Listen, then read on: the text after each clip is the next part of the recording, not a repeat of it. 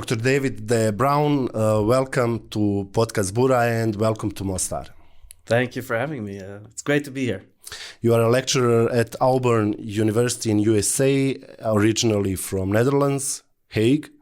You came here to have some lectures in Mostar, so for starters, tell us a little bit about your academia background and how did you come here to Mostar? So my work is in philosophy. I work mostly on the mind, on the nature of thinking. I did my MA in Cambridge and my PhD in the US, and now I'm teaching, as you mentioned. But I've also done some work on the politics of this region, in which I'm very interested. And so I came to Mostar to talk about that topic specifically. Were you ever, is it your first time in Bosnia and Herzegovina or? My second time in Mostar, Mm-hmm. but I love the city, so I'm trying to come back as often as I can.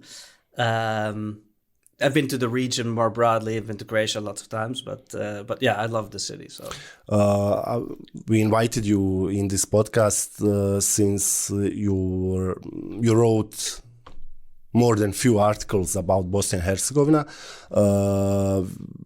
Where does your interest for Bosnia and Herzegovina stem from? It's not really usual for academics from the US to work on Bosnian and Herzegovinian issues. Yeah, it's an interesting story actually. So a previous partner of mine, previous girlfriend, I was studying in Pittsburgh for my PhD, and in Pittsburgh they have this dancing ensemble which is associated with one of the universities called the Tamburicans, and they travel all around doing folk dance from particular parts of the region. And so I started to learn about it, and of course, being Dutch, I was always interested in a broad sense in the region. I knew a lot about it just from its from the political relevance, but particularly because of this connection I had, I really started looking into it. And at some point I thought, I think there are some debates here where hopefully I could say something clarifying or something interesting. And after one article, there was another one, and these issues have been popping up. And so I've been very happy to be able to think about that a little bit. It's also very nice, frankly. Philosophy is interesting, but it's very, very abstract. I've always been interested in more concrete political issues. So this gives me a very nice way to do that. Since you have immersed yourself in our problems, I almost said troubles, what's your main take about the problems Bosnia and Herzegovina specifically is facing? In this podcast, we are mostly going to talk about Bosnia and Herzegovina. So when I say us, I'm thinking about Bosnia and Herzegovina. That makes total sense. What stands out to me, and on my lecture yesterday, I gave a lecture at the University of Mostar, and this was about that in a certain sense.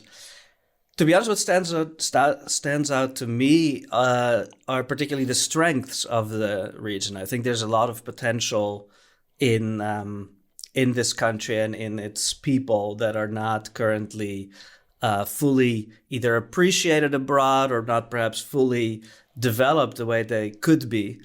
So in one word, I'm very optimistic actually about what this country can be capable of. Can you be a little bit more specific about the positives? Yes. So I think countries, this is of course very general, but countries can suffer from really fundamental problems between individuals that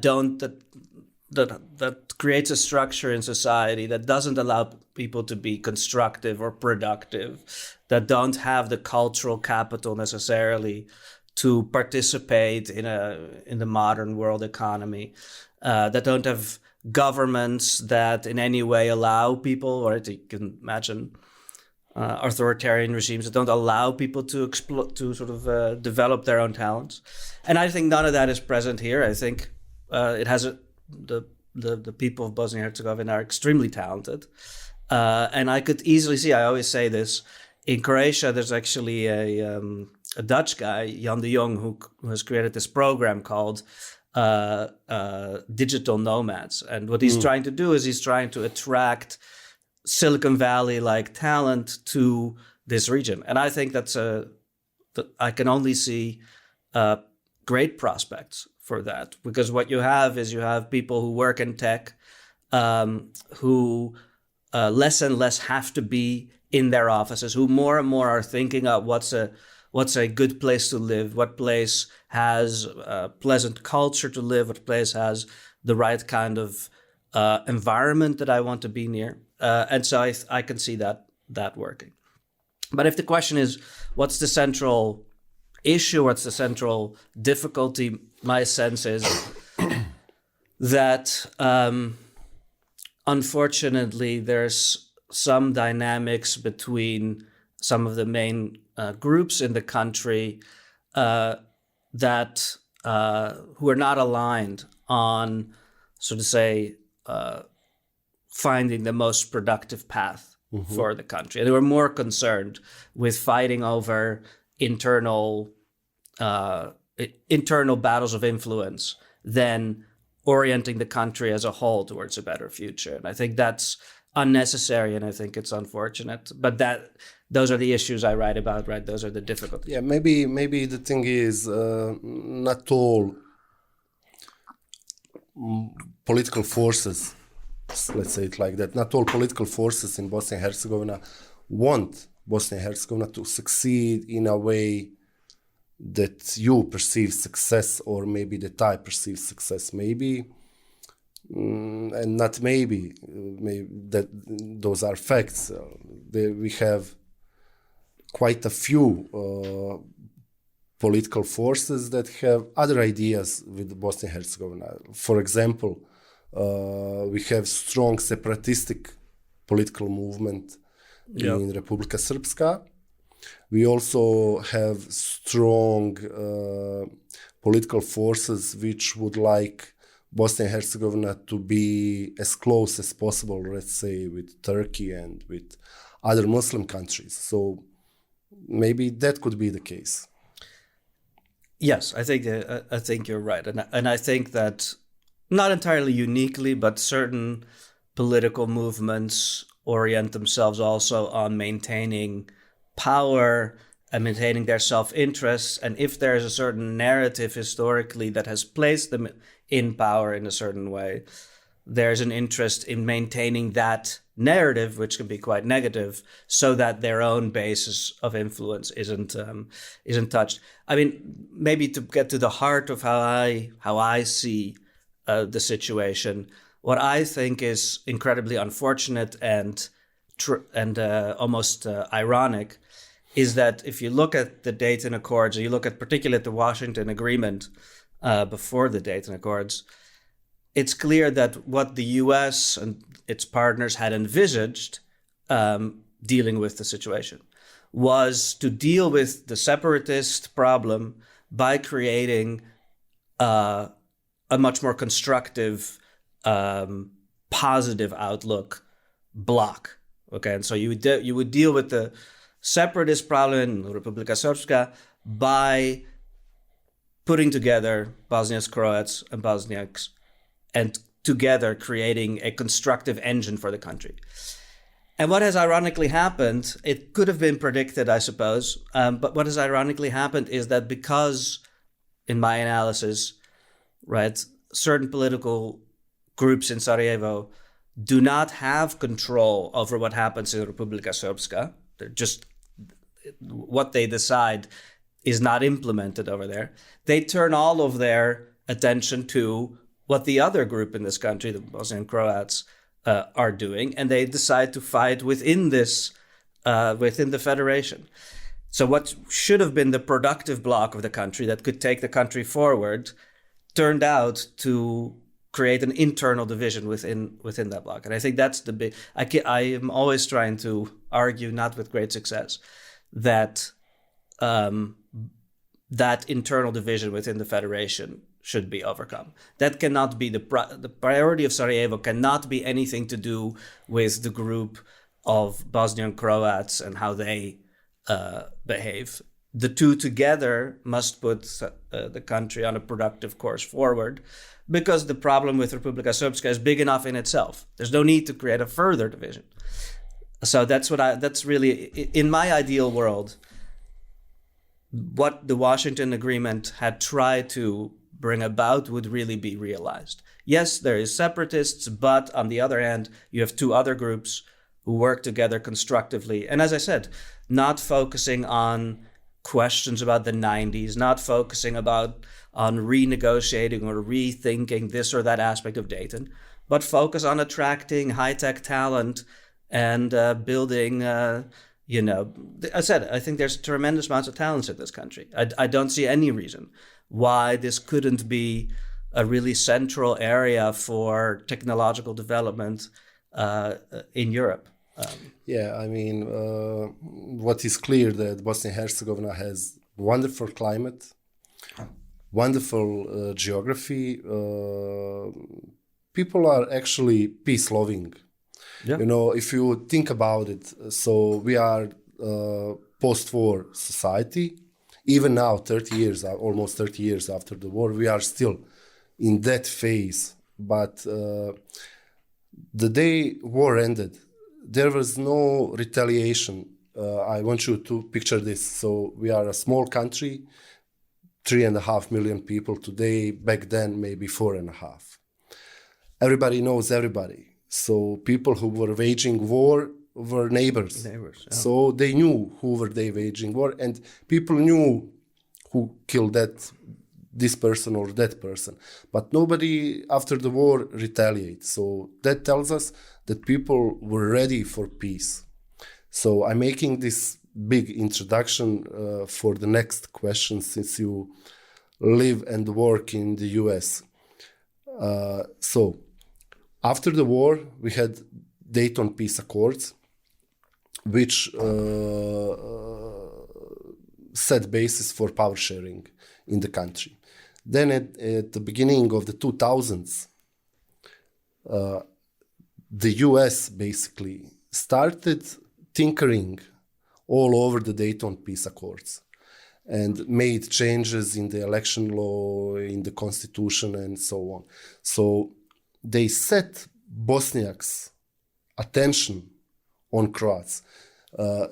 Because even before the phenomenon Komšić came about in 2006, there were people from Bosniak parties that were national Croats running for Croatian seat in the presidency, but they won almost no votes.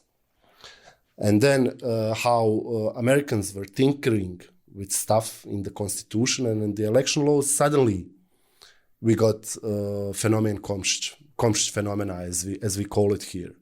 And it started appearing all over the place. Suddenly we have those kind of people in parliaments, not just one parliament, but all over the country, since we have 14 parliaments in this country, maybe even 15. So the hard question is, why would the US administration do such things, which could be predicted that the end result would be even more entropy, more instability? Why would they do such short-sighted moves? It's a great question, and I think, unfortunately, right. So I love U.S. academia. I'm in U.S. academia, and I think it's an incredibly rich and varied system. However, it can at times also be very ideological, very abstract. You have a publishing industry that requires academics to publish paper after paper, engaging with ever more idealistic, if you want a slightly too positive a word, but too ambitious, very ambitious ideological goals. And then, unfortunately, I think that those ideas seep into policy because someone, you have a college student at Georgetown University in Washington, D.C., for example, take some classes with an academic on international relations, and now they have a whole idea about how, democracy should function and this, that, and the other. And then they end up in the State Department proposing these changes that you describe. And so what I think basically happens is, maybe this is the way to put it, I think, unfortunately, to far too many people, a country like Bosnia-Herzegovina, it's not unique, but it certainly applies, is seen as an idea of a country, as a paradigm to enact, thoughts about democratic systems or something, rather than an actual place where there's actually people living, where you're going to actually change the lives of people if you're not careful.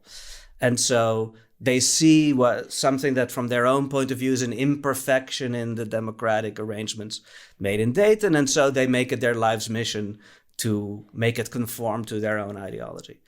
And it's not only here. I mean, think about, an example that's even far more dreadful, for example, is what happened in Syria. For various reasons, this is incredibly complicated. But there, too, certain Western demands for particular democratic institutions and particular arrangements created negative results. And the reason is that if you apply democracy in too straightforward a fashion, into majoritarian a fashion, with too simple an ideology of one man, one vote, well, then everything comes down to counting citizens. And suddenly, in a way that previously was not necessary, every group in the country starts trying to count how many votes they have. And before you know it, that leads to huge problems. And I think the US does that far too often. Yeah, that led to cohesive factors of the society being demolished practically. Yes. Right. Today, war times aside, right, we are at all-time low when we are talking about, let's say, Croat Bosniaks, social relations, political, even worse. Today, Bosnia and Herzegovina is comprised of three societies totally set apart, and for majority of time those societies being like enemies to each other, behaving like enemies to each other, and that all stems from, in my opinion, from tinkering with Dayton. You wrote a few articles arguing that all sides should comply to Dayton Peace Accords. That's why I'm talking about it. So, how is Dayton perceived among your colleagues? Well, okay, so for one, I should make the qualification that I would say among people who are not directly working on the region, it's still seen as a success, and people are happy that there's a treaty that was able to create peaceful conditions. But if you're talking about academics who specifically work on the region, and as I said, unfortunately, to my mind, I think in the academy there's often an incentive to adopt very radical viewpoints. Mm-hmm. It's either perceived as, so from that sense, it's either perceived as very imperfect, or as, Holbrooke trying to get a certain kind of victory lap for himself. Holbrooke was a very vain man. I think that no one's disputing that. But all the way to the further extreme of this is a morally wrong peace settlement. The arrangements in Dayton aren't legitimate and they must be changed. And even worse to my mind, sometimes when such academics talk about those things, they don't envisage changing Dayton by organizing a conference with all the signatories and agreeing to the changes, but rather they somehow hope, I don't exactly know how they imagine this, that a foreign government, for example, the US or perhaps Germany, will come in and simply cancel the treaty. Right? And you see actually sometimes, you saw this in this recent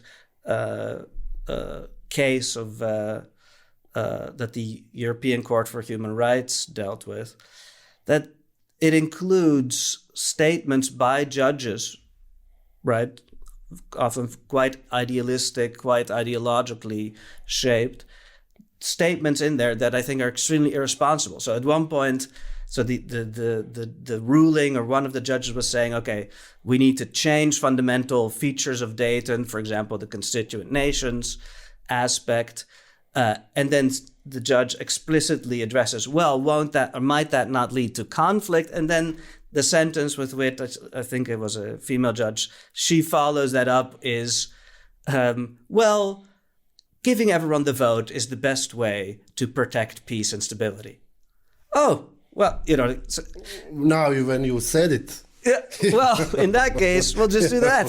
So, but I mean, how irresponsible. You're a judge. You're dealing with an actual country that was in an actual conflict to which there's a peace treaty. And you're so sort of abstractly talking about, well, simply having a unitary democracy, that tends to be best for peace and stability. Really?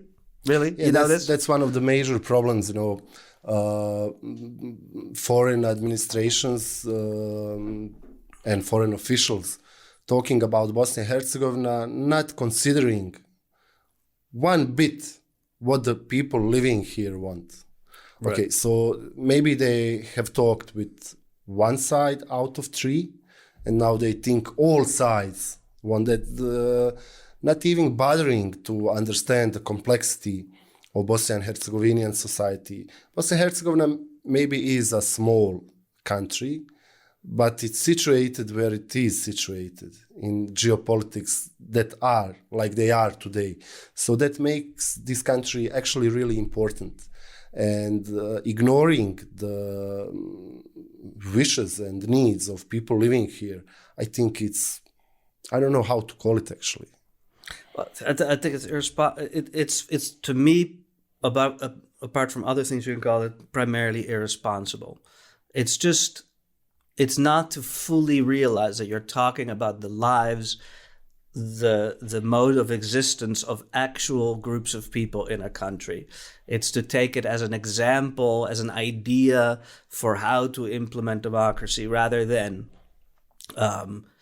the life and autonomy of real groups of people. And what isn't helping, this is also huge, I think, what isn't helping is that often from international academics, these various groups that are held together by the Dayton Accords, some of them are treated very moralistically. So the narrative that a lot of academics have is one of the groups is the good guys, the other groups are the bad guys, and once you've established that they are the bad guys, you don't have to listen to them anymore because what they'll say are bad things. I think that's a lot of how intuitively a lot of, for example, American academics treat it. A lot of intellectual laziness, I would say. It's easier that way, since then you don't have to research all three sides. You research just one side and dismiss the other two. So that's the easy way. It's hard. It's hard to, let's say, understand when I'm thinking from American perspective. It's hard to understand why would in Serb politics in Bosnia and Herzegovina, why would it be separatistic? Right. Why? I mean, you need to make an effort to understand. Right. But all I see when I read those papers, articles, hear people talking about Bosnia and Herzegovina, I see really shallow views, shallow statements, like some sound bites here and there. Yeah. I don't think, but by the way, I don't think it is always intellectual laziness. And again, we're obviously not speaking about all academics and so forth. But what I think primarily is the case, if I know the environment that which doesn't apply to my philosophy departments directly, but American academia more generally. It's that what is incentivized, what is being really appreciated, what gets you credit, what gets you awards, what gets you jobs in American academia is often a very moralistic story. So if you were to come with a story where you said, actually, this is not, the words good and evil aren't really that helpful here. We're dealing with groups that each have their own profound narrative and each has their own profound concerns.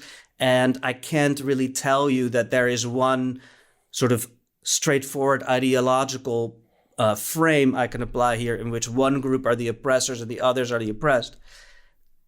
It's not just that would be more difficult to research. It's that it's not being rewarded in American economy. What's being rewarded are the application of pretty stark ideological frameworks. That's interesting. Colonial frameworks. You're familiar with all of these types of things. And so the aim is to find who is the oppressed, who is the oppressor. And that's why they're thinking about the region. Yeah, well, when you put it like that, a lot of things come in place. For instance, we have in our domestic politics and battle of narratives, we have like aggressors and those suffering from aggression during the war. So we have this phrase that was coined in Sarajevo academia circles and political and media circles, which says that Bosnia and Herzegovina has defended itself from double aggression, meaning from Serbia and from Croatia, right. Which totally obliterates the fact that there are Serbs and Croats actually living that are domestic to Bosnia and Herzegovina. Right. You know? And now when you put things like that, I can see that fitting in the narrative of oppression, oppressed aggressions, and those suffering from it. Yes, so right. So I certainly also think if you're talking more about people who don't work on the region, and for example, people in the State Department or even people just witnessing it, right? Many of them will simply not know. Right, they'll see a country, Croatia. They'll see a country, Serbia, and then they'll think, what are the people from here doing over there in Bosnia and Herzegovina? What are people doing from this other?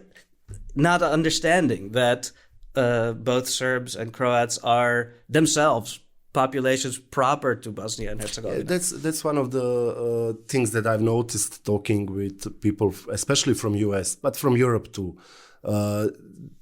It seems that it's hard for a lot of people to understand that there is no universal Bosnian and Herzegovinian identity in a national sense. Right. So we have three nations, foreign nations, and those facts can be changed. Right. Croats, Serbs, Bosniaks. Political nations, right. 100%.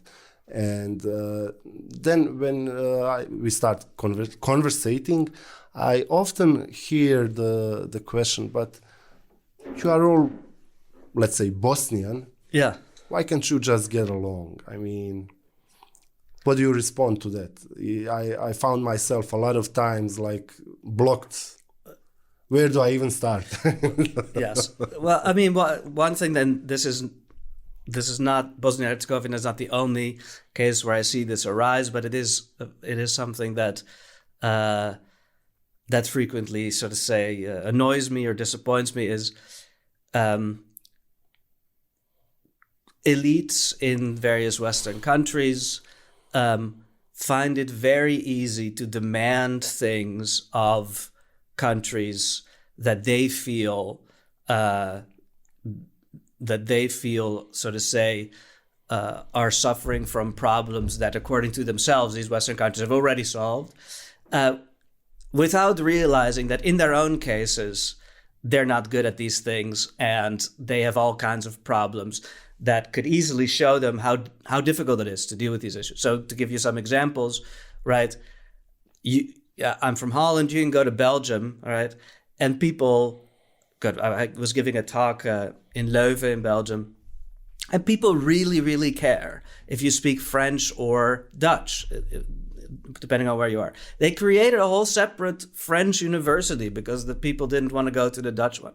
There's no war in Belgium. And there hasn't been war for, a century. And still, the reality that you describe, the feeling there are two different peoples here, the Walloons and the Flemish, it's still a feature of Belgium. And no one finds it strange that Belgium has two parliaments.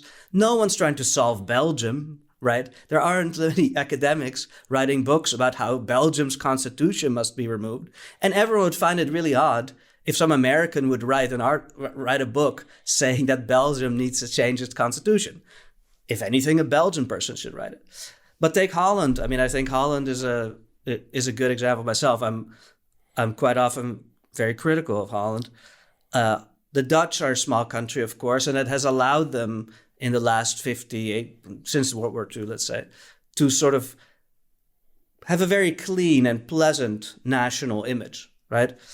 But everyone forgets that 3 years after World War II, 1948, the Dutch went to fight a colonial war to keep Indonesia, which was a Dutch colony, in which 300,000 people died. Not mentioned, never really talked about. Clean hands, that's in the past. Just recently, just the other day, in fact, the Dutch elected Geert Wilders, a politician who has perhaps the most extreme views of any far-right politician in the world. So including, right, this is a politician who will say things like, he has in his program that he wants to ban the Quran. Okay, the furthest right-wing politicians in the world don't say things like that. Now, is Holland under any pressures? Has there been fighting? No. So they took this far-right turn without having any difficulties, basically. And now they expect a country like Bosnia-Herzegovina, which is young, which has a complicated history, which has violence in its past, to simply get along with each other. The world doesn't work that way. That's why at the beginning of the conversation, I was talking about the problem of changing Dayton Peace Accords. So a lot of people here in Bosnia and Herzegovina think that original setup of the accords was really good, solved issues with power sharing, and it functioned in practice for about 4 or 5 years. It was all good. Just to give you an example, so Franjo Tuđman was greeted like a hero in Sarajevo, I believe in 96. Years later, today, if you would wave Croatian flag in Sarajevo, a lot of bad things could happen to you, Unfortunately, it's not me, it's the facts. Yeah, I'm just stating them. So when you were talking about that some people in US academia think that there are immoral stuff in Dayton Peace Accords, what stuff do they mean? So again, obviously, what provisions? Obviously not talking about so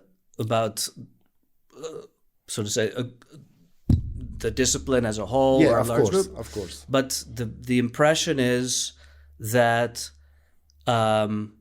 instead of, so this is the critique often heard, instead of using U.S.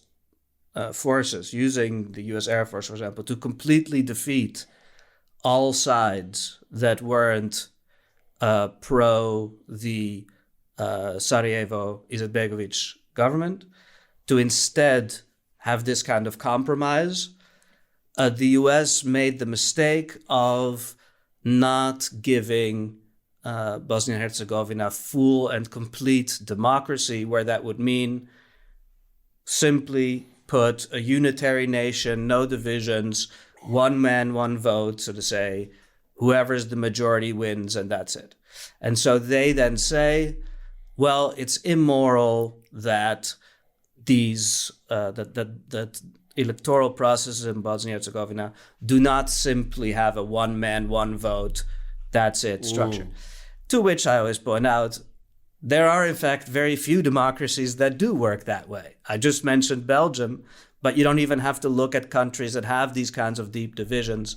Any country that has a district system, any country that has, so to say, levels of voting, so you vote for a certain region and then the representative... Almost all the countries in the world. The United States doesn't have a democracy in the way they envisage. So it's to me, it's completely incoherent. I have no idea what they're talking about. But to them, the idea seems to be it's immoral to have anything other than one man, one vote. And the underlying reason, I think, and this is also a big factor, the underlying reason is obviously that one of the three groups in the country feels that since it's larger than the other groups, more people, more individuals, it should simply get to win and decide what happens in the country.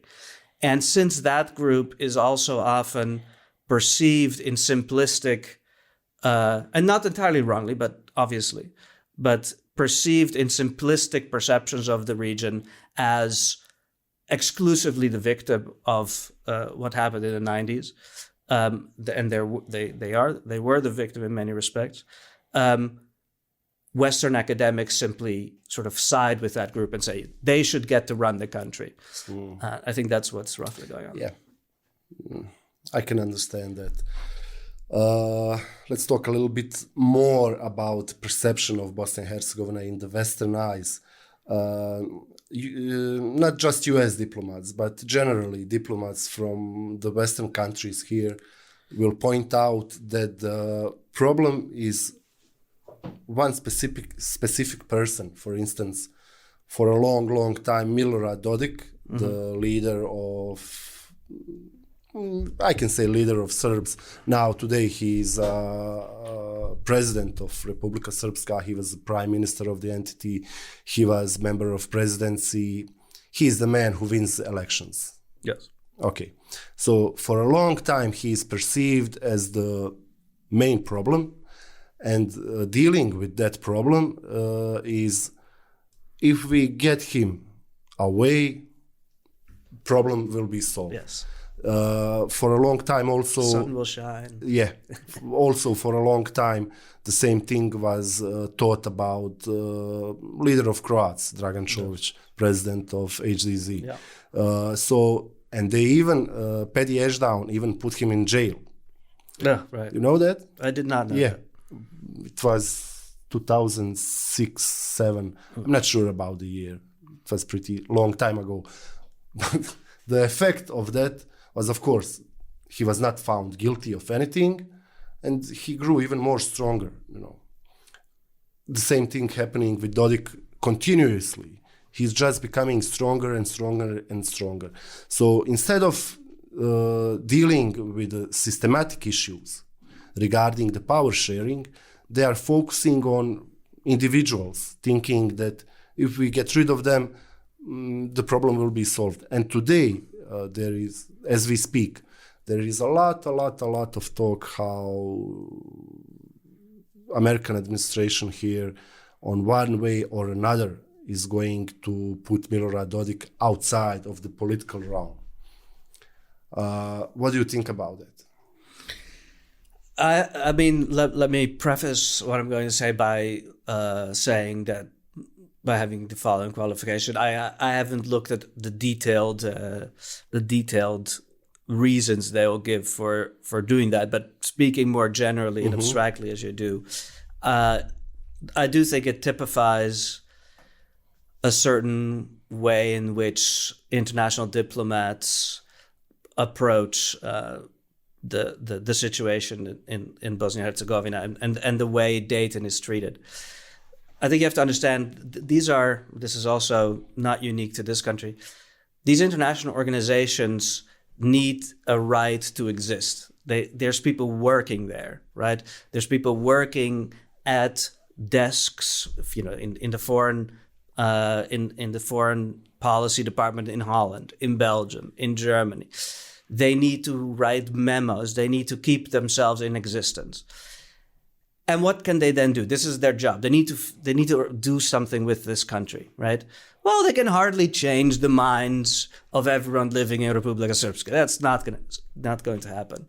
So what can they do? They can try to focus and isolate one individual and say, this guy or this person is creating all the problems. If we remove them, that will help things.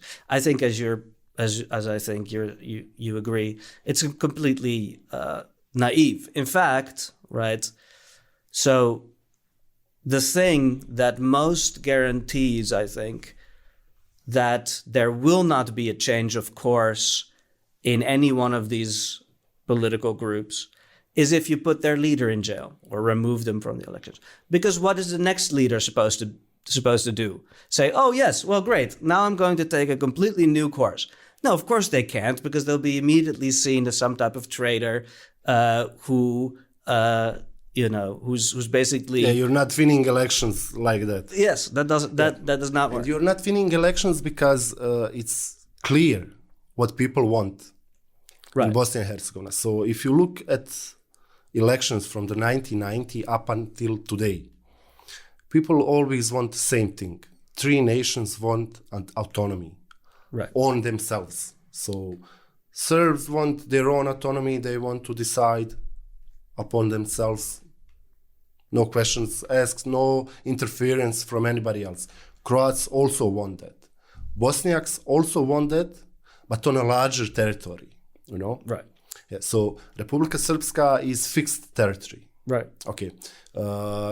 Federation, which is constituted by Croats and Bosniaks, is fixed territory, but inside of federation there are also new borders.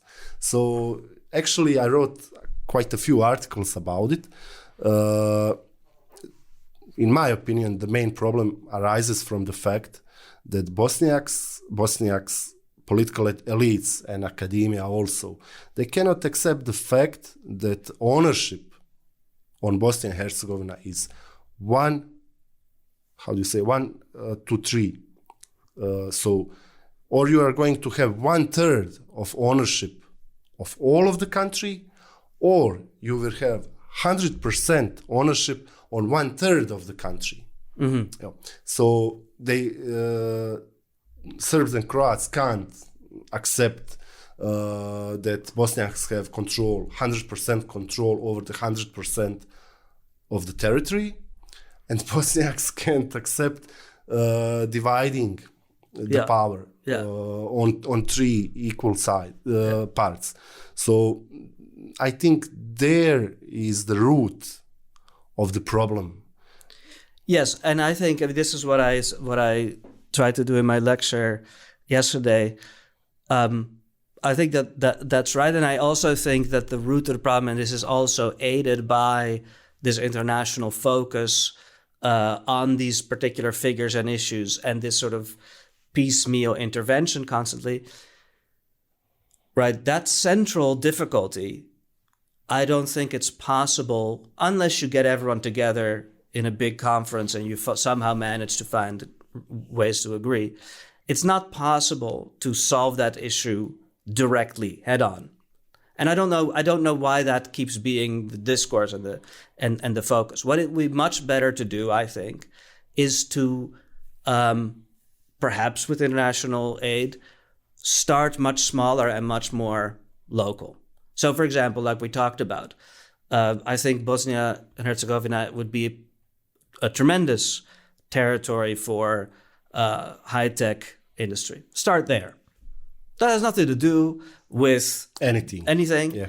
And then I'm confident that various politicians, if it's a win-win situation instead of a win-lose situation, I'm perfectly confident that politicians can find ways to take advantage of those kinds of opportunities. There's a number of those things. Once you've done that, right, now once you have a better relationship with each other, now you can start to address these more central issues. But as long as exactly what you described, as long as the narrative remains basically stuck in the 90s, for each group, they have a main purpose, and that purpose is sort of about the big questions of the 90s. There's nothing. I see your point, and I can't do anything else but agree with it. Living here, you can see some strides in that direction that you just described, and exactly the digital nomads, they are actually all over the place in Bosnia and Herzegovina. They like it here. It's not that expensive. It's actually pretty cheap country from their point of view.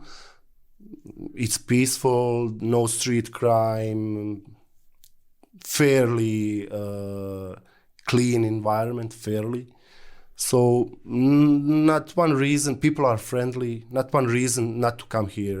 And there are some changes, but we always come back to the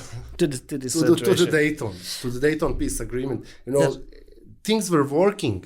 Those would not be an issue. We would not be talking about these issues that we are if Dayton peace accords were not tinkered with. Yeah. And frankly, and this is perhaps sort of an alternative approach. What I do also always say,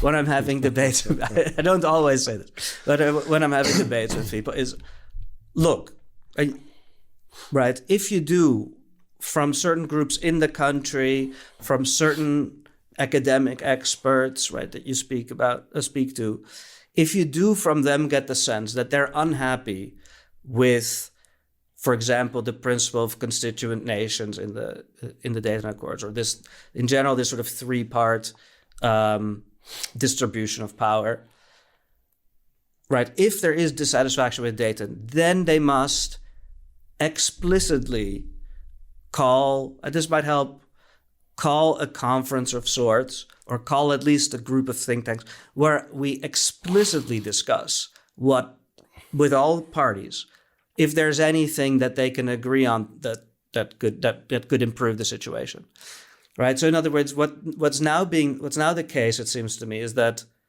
there's groups in the country and outside of it that hate the Dayton Accords, that feel they shouldn't have to abide by them, but that are also not explicitly suggesting any real changes. So it's simply dissatisfaction, ignoring, filing all kinds of lawsuits that try to nibble away at them. No, that's no way to negotiate it. And that's really dangerous situation. Just a month ago, we had the date when Dayton was signed. The anniversary. Anniversary. Thank you. Anniversary. So there was a lot to talk about Dayton, and what you could see is that especially Bosniak political elites, partly Serbian too, are more and more talking about Dayton like outdated solution, like something that is here temporary and that it has already changed, not telling in what direction. So, and I believe that's a really, really dangerous situation, not abiding the documents we have. Yes. When we have new documents, we will abide them. But right now we have these kind of documents. I believe that leads to chaos. Yes. One of my articles, one of the first was I wrote together with Marta Verbetic, that the listener may well be familiar with. She does excellent work also on these questions. Concerned what I thought was the absurd situation where the German parliament passed a resolution that basically said, or this resolution, sort of the content of it was that these and these provisions of the Dayton Accords are illegitimate. Okay, but Germany is a signatory to is an observer to the Dayton being implemented, and they did not, in some way or other, negotiate a new treaty. So what does this mean? You're unilaterally, as an outside country, canceling the peace treaty in a different country without replacing it with anything? Or that, I agree with you, is extremely irresponsible. And I think, as I said, if there are people You could think about this with the Good Friday Accords in Northern Ireland. If someone's unhappy with the Good Friday Accords, well, have a conference, talk about it. Yeah, and what if one side said, well, we are not abiding Good Friday Accords anymore? What would have happened? It would be acceptable. I mean, imagine the German case was really the equivalent as if, for example, Belgium would pass a resolution that the Good Friday Accord should be canceled. Yeah. So it's not even your country. You know, Germany and your Netherlands have a really weird role in this post-war society in Bosnia and Herzegovina. They are always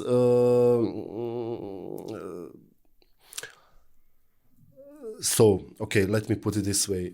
Netherlands and Germany are the main sponsors of the unitaristic policies in Bosnia and Herzegovina, which are, by the way, unconstitutional, just like separatistic ones. Right. They go against constitution. So there is the stem of the problem, because if you support unitaristic policies, then you support the Komšić phenomena. For those who don't know, he's a Croat member of presidency, voted to the position with the votes of Bosniak electorate. Right. Yeah, okay. So why would you support something unconstitutional and at the same time be very, very, very wary of Bosnia's and Herzegovina Euro-Atlantic path, about European integrations of Bosnia and Herzegovina, always demanding so impossible stuff? I mean, Bosnia and Herzegovina is here geographically, 3 million people. Come on, be serious. I mean, it's incredible that Bosnia and Herzegovina is not part of European Union already. I mean, what are you doing? So what is my question to you is not that much about Germany, but about Netherlands, which is real mystery for me. Why are they taking such kind of actions here? One would say Netherlands and Bosnia and Herzegovina, are they even on the same continent? Right. Well, I mean, I think two points have to be made there. One is, and I really would emphasize this, that I think you can't underestimate how important this is. People have jobs, and those jobs are in all kinds of institutions, and these institutions need to justify their own existence. This is a phenomenon you see everywhere. As soon as there's an organization, or as soon as there's a ministry, people have jobs in it, they will find reasons why they need to exist. Okay. And so in Holland, you have people who have to decide Holland's position on lots of international questions. And Holland likes to present itself as an idealistic country and stuff. And so they take all kinds of positions on all kinds of issues, most of which have no connection to reality. They never really think this will happen, but they can show off that this is Holland's position. So I remember, just to tell you a small personal story. I used to live in New York, and one of my friends actually, they lived there for a little bit because they were working with the Dutch delegation at the UN, and they came from the Ministry of Foreign Affairs to work there with the Dutch delegation. So what was their big goal? Holland always wants to get the Netherlands, right? They always want to get some type of chairmanship of a committee. And what was their main goal? Their main goal was to get the UN to adopt this agenda, where something 2030 agenda, where the idea was we're going to be focusing on like women's rights in sub-Saharan Africa or something. Now, women's rights in sub-Saharan Africa, very important. Lots of tragic things going on. Is Holland going to be able to change anything there? No, not at all. And this is a whole country, a whole ministry focusing on that. So I think in the same way, there's all kinds of people working for Dutch institutions who have ideals about democracy and who therefore start to involving themselves in a country like Bosnia and Herzegovina, with all kinds of unrealistic, nonsensical plans, right? Same thing that you mentioned about giving all kinds of conditions that Bosnia and Herzegovina has to meet so that they can join the EU, even though Holland just yesterday elected a politician who is against the EU and who will never have anyone join the EU. So this is just an institutional mechanism. The deeper sort of particular reason when it comes to Bosnia-Herzegovina, I think, is how Holland sees its role, obviously in Srebrenica. And for the Dutch, it is a big project, if you will. Implicitly, that's not how they say it, of course. But to act so idealistically on behalf of the broader group in Bosnia-Herzegovina that were the victims of those horrible events in Srebrenica, that somehow they can get rid of this feeling of guilt or something. So the more idealistic they are, the more they are now, and then they will say words like, we have a historic responsibility towards these people because of what happened right back in the 90s. You see that similar attitude also in Germany. I myself am Jewish.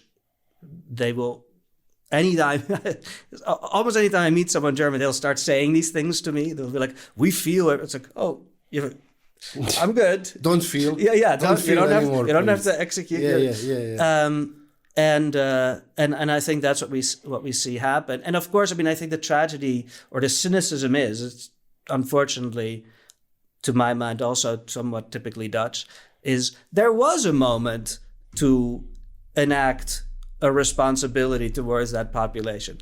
That was when Mladic tried to take the camp. But then you didn't take any responsibility. Then you said, oh, well, oops, I guess we can't fire our weapons or whatever it was. And there's nothing you can do now to somehow change that back by in history. Trying to clear their conscience, they are creating even more problems. Yes. And thinking, well, we are doing really good job there, ignoring the other two groups who comprise this country, and we are good. We are on an excellent path. Not seeing, not realizing, they are creating even more chaos. Even if they realize it, I think actually a lot of Dutch, I sometimes speak to some Dutch diplomats, they probably do realize it. It just doesn't matter. That's not in their interest. They don't live here. What is in their interest is how Holland is seen internationally. Yeah, but not how Holland is seen here. No. Yeah, I mean, as I said, many of the diplomats come here never asking a single question to a native living here. Yeah. I mean, because Bosnia and Herzegovina is, unfortunately, it's burdened with history, with wars, we are not, it's not our fault. We live in this part of the world where we live, and it is like it is. But from today, if we start today, we can hope to build a better future. But if we keep repeating mistakes from the past, that better future is never going to come. It's always going to be the same. Yes, and in particular, even that way of putting it, right? One of these, this is my own conviction, to view all of these situations through such a moralistic lens really means that you're deeply underappreciating what the reality is. Each group here, but particularly as you described, this region that has the history that it has, each group has a story here. It isn't true. It was never true. It's true in almost no conflict that there's just bad guys and good guys. There's issues that go back decades and decades. There's narratives that go back decades and decades. Each group has rich material on which they sort of say, which provides the grounds for their thinking. And if you're an international diplomat, you need to take all of those groups very seriously. That's what I think.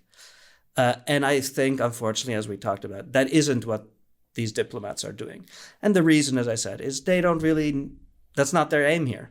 Yeah. They don't think they're going to solve it. Yeah. They think they're going to put out a policy paper with a very nice title, to progress and, human rights and this and that, a 2040 agenda for it. And they know that the document will never be realized. Yeah, doesn't in 3 matter. days it's going to be forgotten. Today is published in 3 days, especially those kind of papers that governments or ministries that publish. I mean, not even the employees of the ministry read it, but it is what it is. It is what it is, yes. What do you think when you look at all the possible aspects that you can look. Yeah. What is the future of this region, especially Bosnia and Herzegovina? So as I said, I remain very optimistic. Might sound ironic, but the thing is that what I think I'm seeing is Western European countries have a lot of difficulties, both economically, and as I just mentioned with the elections in Holland, they are themselves, I think these same elites who are writing those papers in these departments are finding out that they can't even speak for their own population because they're not winning these elections anymore. Okay, that may have been true in the 1980s, but it isn't now. Whereas what I think is happening in Central Europe is that more and more companies and in general, people are discovering that there are very talented populations here, and that with the right kind of infrastructure, they're very, very attractive economically. And so I think, basically it's what I tried to say, yes, this is a difficulty, the classic Dayton issues. There are countries that have difficulties. We don't need to solve that right now. We don't need to focus all the world's attention on that right now. It would be more helpful if we start looking at a few more positive, concrete things that can be done regardless. And then once you have a positive dynamic going, which I think is very possible, think life will get easier and people will start feeling a little less intense about some of those issues. So what do I think will happen? What I think will happen is slowly, the region will attract international business. When it comes to wages, as you mentioned, it's relatively affordable for the kind of talent that you can get. And I hope that, so the country, I think the country's future in that sense is bright. For example, right, we all know the region traditionally has a huge problem with people moving away, right, to Germany. I think myself that will get reversed over the next 2 decades. I think already people are when you see the people who visit the region say, wait a second, why did everyone leave? It's gorgeous here. That's my sense. Politically speaking, I think there's already positive signs with the current coalition. I've heard great things from how they speak. I don't know that they'll be able to sort of have one long march to a better situation. But, for example, also intellectually, I don't know, it's impossible. I think it would be great to have some think tanks, for example, American think tanks, organize explicit conferences with all the parties about how they'd like to see, if they'd like to see Dayton changed. With everyone there, they can speak their minds. Nothing has to be implicit. And you can create a condition in which potentially there are a few points where all 3 parties say, you know what, actually, that's not a terrible idea. So both of those things, I think, I see improving over time. I know that everyone speaks about Russia having influence and trying to create problems here and there. I myself think to some degree that's, again, a sort of a view from pretty far away, right? For example, everyone in Holland now sees Russia's influence everywhere because of what's happening in Ukraine. I don't think that that's a fundamental dynamic here in this country. David, thank you for your optimism. Well, thank you for having me. I mean, look, I hope I can deliver some. I hope in a year or few years' time we are going to sit again here at Podcastu Bura and talk a totally different conversation. For sure. Let's hope for that. Thank you. Thank you very much. Thank you so much.